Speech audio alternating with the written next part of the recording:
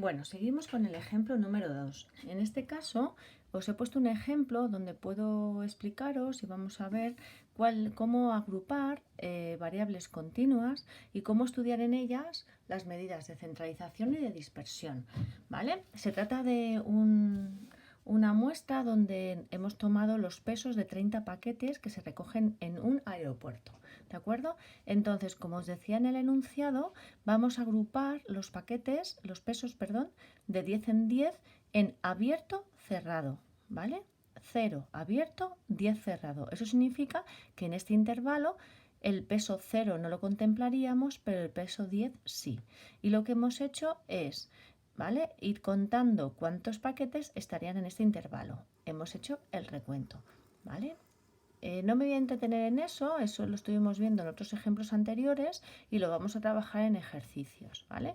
Hoy me quiero centrar en explicaros cómo calcular las medidas de centralización y las medidas de dispersión.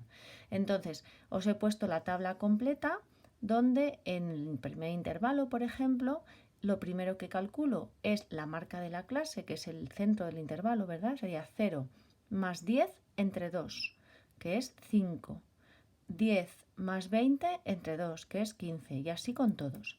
Y una vez que tenemos completada la marca de la clase y la frecuencia de todos los datos que he comprobado al sumar 12 más 7 más 5 más 4 más 2, que el número total de datos corresponde con los mismos que me dice el ejercicio, no paséis a la siguiente columna hasta que no hayáis comprobado eso, ¿vale? Porque eso, si no, vamos a arrastrar un error. Hemos calculado la frecuencia absoluta acumulada. Hemos calculado la frecuencia relativa dividiendo cada dato entre el número total de datos, ¿vale? Y después hemos hecho la frecuencia relativa acumulada, ¿vale? Una vez que hemos confeccionado esas tablas, vamos a empezar con las medidas de centralización. La medida de centralización primera sería la media y para ello he confeccionado esta columna. ¿Cómo he confeccionado la columna XY por F sub I? En este caso, lo que multiplico es el valor de la marca de la clase, ¿vale? En el ejercicio anterior lo que multiplicaba era el propio dato, X sub I, pero ahora lo que multiplico es el centro del intervalo. 5 por 12, 60. 15 por 7, 105. 25 por 5, 125. 35 por 4, 140. 45 por 2, 90, ¿vale?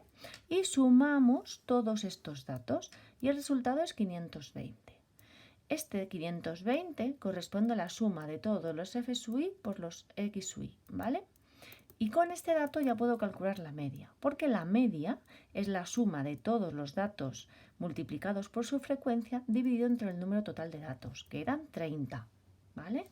Hago estos cálculos y el resultado es 17,3. ¿Eso qué significa? Acordaos que la media lleva unidades, ¿vale? ¿Eso qué significa? Que la media de peso de los 30 paquetes es 17,3 kilogramos.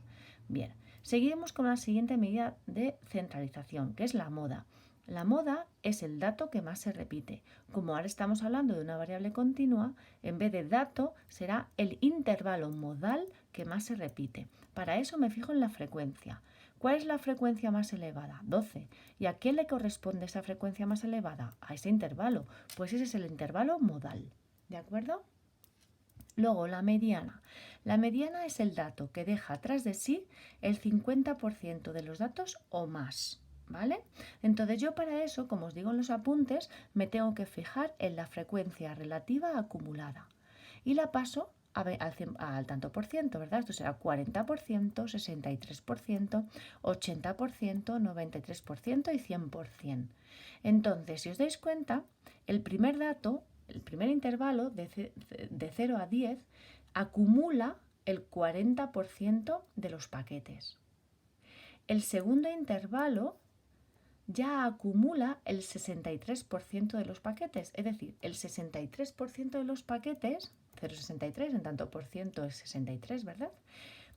En este 63% me dice que los paquetes que pesan 20 o menos kilogramos, de 20 a 0, representan el 63% de la muestra.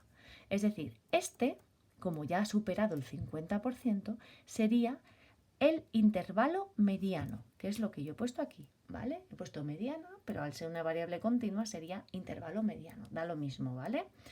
Bien, espero que lo hayáis entendido. Vamos a trabajar más ejercicios, o sea que no hay ningún problema. Medida de, y si lo hay me lo decís, ¿vale?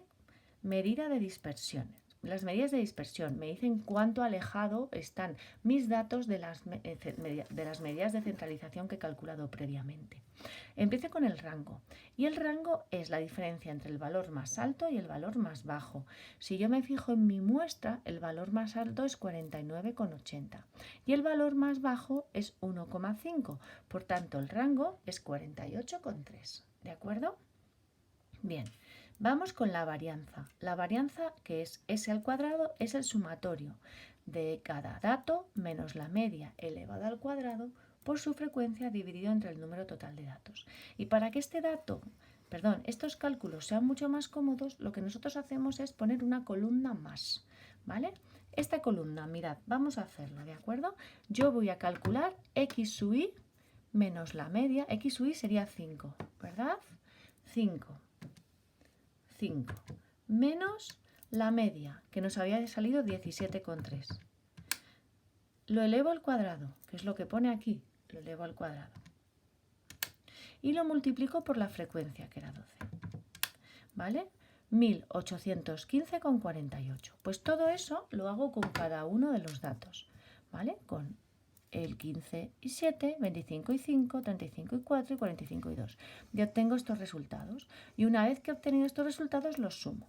Y esta suma es el sumatorio de x sub i menos x media al cuadrado por f sub i. Entonces lo único que me resta es ponerlo en la fórmula 4.936,7 entre el número total de datos, que es 30. Ese resultado es 164,5. Esta es la varianza. ¿Cuál será la desviación típica? Pues la desviación típica es la raíz cuadrada de la varianza y el resultado es 12,8. ¿De acuerdo? Bien, también os digo que tenéis que hacer un histograma o un polígono y luego el polígono de frecuencias. ¿Cómo vamos a hacer el histograma? A ver, al ser una variable continua, nosotros tenemos que representarla en un histograma. También estaría el diagrama de sectores, pero como no me puedo asegurar que todos tengáis en estas condiciones transportador de ángulos, no os lo voy a pedir, ¿vale? Sí que me he querido que copiéis los apuntes y que sepáis que existe. De hecho, ya algunos lo habéis trabajado el año pasado, pero lo que necesito es un transportador de ángulos que no me lo puedo asegurar, así que no vamos a trabajar con él. Vamos a trabajar con los histogramas. Entonces, aquí me dice que de 0 a 10 kilogramos tengo 12 paquetes, ¿verdad? Os recuerdo que en el eje Y va f sub i y en el eje X van los valores. Entonces, de 0 a 10 tengo 12 paquetes. Pues yo hago una barra que llegue de 0, perdonadme lo torcida que me ha salido, de 0 a 10, ¿vale? Aquí estaría el 0, evidentemente, con una frecuencia de 12, ¿de acuerdo? Luego, de 10 a 20, ¿cuántos paquetes tengo? 7. Pues 7, que estaría aquí, de 10 a 20, ¿vale? Veis que unas zonas, unas barras, se solapan con las otras. De 20 a 30 tengo 5 paquetes, que serían aproximadamente esto, de 5 a 30. Luego, de 30 a 40 tengo 4 paquetes, que serían estos 4 paquetes. Y de 40 a 50 tengo 2 paquetes, que serían estos 2 paquetes. Nosotros ya habíamos dibujado lo que es el histograma. Y luego el polígono de frecuencias, los puntos medios de cada una de las barras gordas del histograma, los uno y obtengo lo que se denomina el polígono de frecuencias. Bueno, espero que lo hayáis entendido y si no, cualquier cuestión no me la decís, ¿vale? Venga, chicos, un beso.